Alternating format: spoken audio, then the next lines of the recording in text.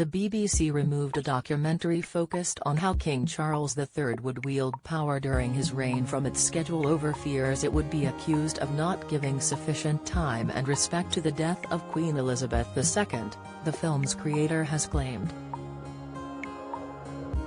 John Bridcut crafted the documentary titled Born to be the King, which features interviews with prime ministers, cabinet secretaries and leading celebrities. Commissioned by the publicly funded broadcaster in 2010, the documentary had reportedly long been planned to be aired on the third day after the death of the Queen.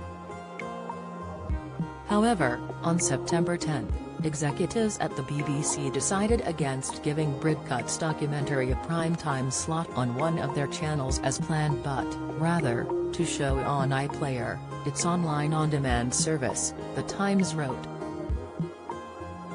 Mr. Bridcut, who has made numerous films about royal family members including Prince, son and heir, Charles at 70 featuring interviews with Prince Harry, Prince William, Queen Camilla and the then Prince of Wales himself, said he thought this move by the broadcaster's executive had been a miscalculation.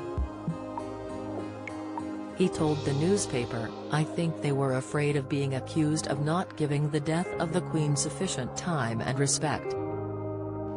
They didn't appreciate sufficiently that sadness over the death of the Queen would be coupled with a feeling of welcome for the new king.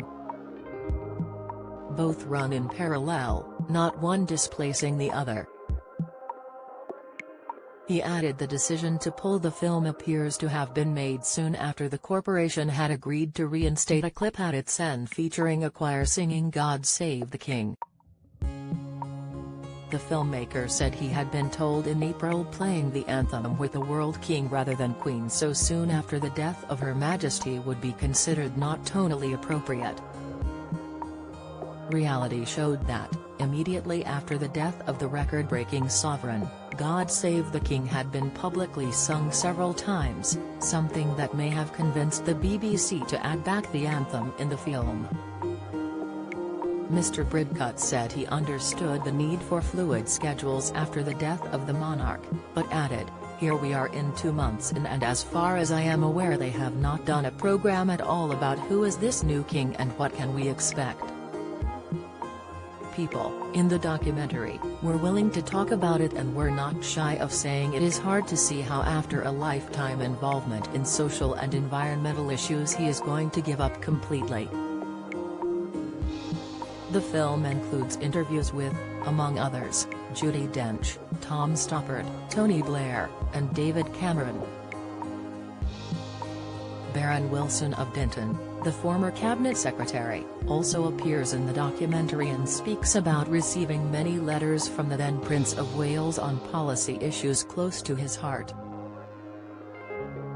He added that, as monarch, Charles would be able to ensure he gets across his own views before policy is formulated.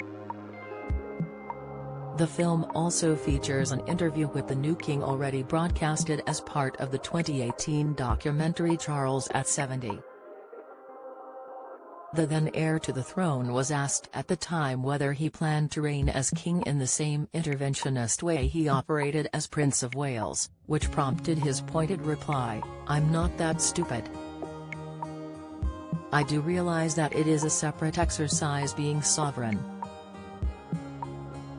So, of course, I understand entirely how that should operate.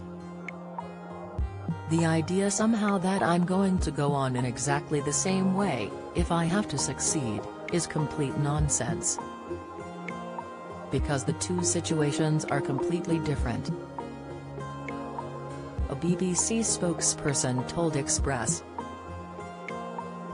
Co.uk, following the death of Queen Elizabeth and the accession of King Charles, the BBC made a broad range of special content available across the BBC, including on iPlayer.